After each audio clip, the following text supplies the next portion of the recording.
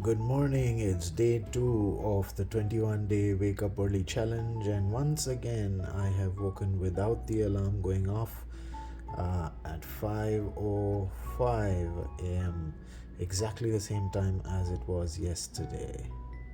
Morning, people. It's day 2 of the Wake Up Early Challenge, and as I showed you a while back, I was up again at 5:05 this morning without the alarm clock.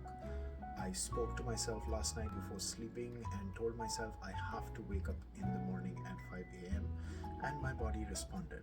I'm glad it did. Have you been trying this experiment? If you haven't, please try and do share your experiences. I'm ready to go on my morning walk. So the sun is up nice and bright as I showed you, and I'm now kind of on my morning walk. And there are these broad pavements here in my area. This is where I usually walk for about 45 minutes whenever I come out for a walk. It's very hot nowadays. The temperatures are hovering between 45 and 50 degrees here in Riyadh. So obviously daytime walking and walking in the evenings is very difficult.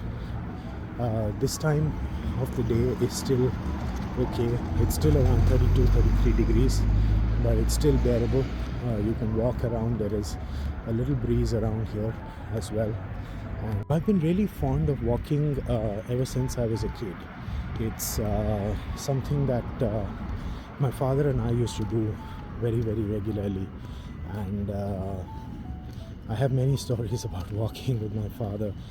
Specifically, this one time that when I went for some kind of children's program television shooting at a studio in Mumbai, and I remember the place from where we were shooting to the bus station.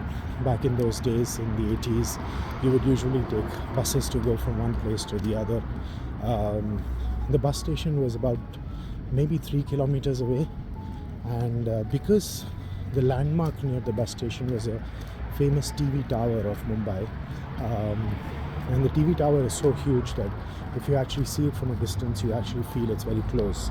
So he just kept on telling me that it's just right there. See, you see the TV tower? It's right there. Just a little more walk, just a little more walk. And I was exhausted. I was really tired. But he just made sure that I walked that entire length of the 2 to 3 kilometers. And then finally, when I sat in the bus, I mean, I was so happy that we're finally going home because now we don't have to walk anymore. But yeah, I mean, those are memories that we all have from our childhood. In case if you have any memories of walking with your family members or friends or any stories, do put them in the comments and share. So I have now brought you here to this small little park that we have in our vicinity. It's more of a children's park. As I told you, I'm really fond of walking since childhood, and there are lots of memories about walking that I actually have, and some of them I'd like to share with you. My most cherished walk has been the one that I did from my home in Mumbai to the Siddhivinayak temple. It was a good 15 plus kilometers, and it took me about 3.5 hours. I remember starting at 4 in the morning and reaching there at around 7:30, and visiting the temple, and then coming back. Of course, not walking again, but by cab.